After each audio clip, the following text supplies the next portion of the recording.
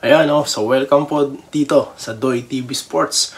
At well, ito na nga po nagiging istorya ngayon, kung saan nag-uubos na po ng oras ang Meralco Bolts, dahil sila po ay lamang na, 8 o 10 na ba yan? At yun na nga po, total display ng talaga pong pagputok dito ni Chris Newsome. Imagine, meron lamang siyang single point, sa first half. Pero nung third quarter, bumuhos ng 10 points, So sa laban na ito, mukhang masasayang, yung 36 points, sa kasalukuyan, Dahil nga po, di pa po tapos ang labang ng laban. Dahil nga, last 2 minutes na po. At yung production nga ni Junmar, mukhang masasayang. Dahil yun nga, yung mga 3-point shots po nila, hindi po pumapasok katulad nung nangyari last game, yan po talaga ang naging istorya. Yun nga po yung sinasabi ko sa inyo, na yung talaga pong nila, mga 3 points nila, hindi na po pumasok.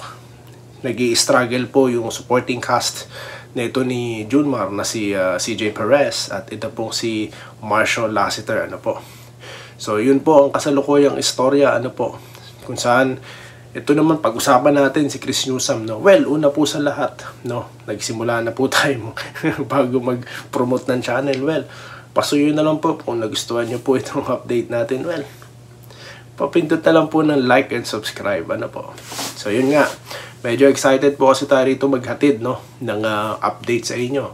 Dahil nga po kasalukuyang patapos na po ang laban, last 2 minutes na, at yun na nga, nag-uubos na ng oras. Ito pong Meralco, At tulad nga po ng sinasabi natin dito, yung adjustments na gagawin na ito ni Coach Nenad at ni Coach Trillo, talagang nakikita na yung epekto ngayon, Yun nga po sinabi natin sa 3 bagay na dapat gawin ng Meralco, yung mag-adjust po talaga pagdating sa depensa. Pero hinigitan pa po nila yung expectation natin. Bakit?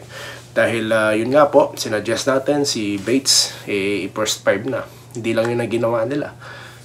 Si Bates at si Almasan po, pinagsabay nila, Talagang sila ang sumabay sa San Miguel, Kumbaga, sa San Miguel dapat fraud sila dito dahil sila ang tinapatan, Pero iba ang nangyari. Tinapatan in a sense, napigilan po, Imagine, bukod sa pagbantay ni Almasan dito kay Junmar, anticipated na talaga nila yung mga salaksak. Kaya nga po na dyan si Bates. Kasi nga, kung si Almasan nakapokus lang kay Junmar, si Bates po ang magpapantay sa ilalim. Si Mo Tautua naman po, ang laro naman niya is 4 din, So ang tendency, mananatili sa loob. Itong si Bates. Yun po dapat mapansin dito na San Miguel. At yan po ang ating pag-uusapan, sa susunod na update, Bali, quick update lamang po ito, ng mga kaganapan dyan sa Game 5, Kung saan nag-bolt in ang Meralco Bolts, At dahil nga dyan, talagang isang panalo na lang sa Sunday, So talagang tayo po ba'y nang aabot pa ng Game 7, Well, sa takbo po na laro ng Meralco ngayon, kung mauulit po yan ng Sunday, alam na this. So yun po ang mga aganapan ngayon dyan, sa PBA, Bali mamaya po may second po tayo, analysis po tayo, full analysis ng laro, Kumbaga ito po ay lamang, pinasadahan ko lang muna, inano ko muna, tawag dito, nag-update, quick update lamang po ito, ng mga kaganapan dyan. So yun lamang po ang ating napag-usapan, at magkikita-kita pa po muna tayo, mamaya, dito po, sa Doy TV Sports, sa Day Enrica YouTube channel. Magandang gabi po, magandang araw, umaga sa inyong lahat, at yun po, stay safe po. Salamat po sa panonood.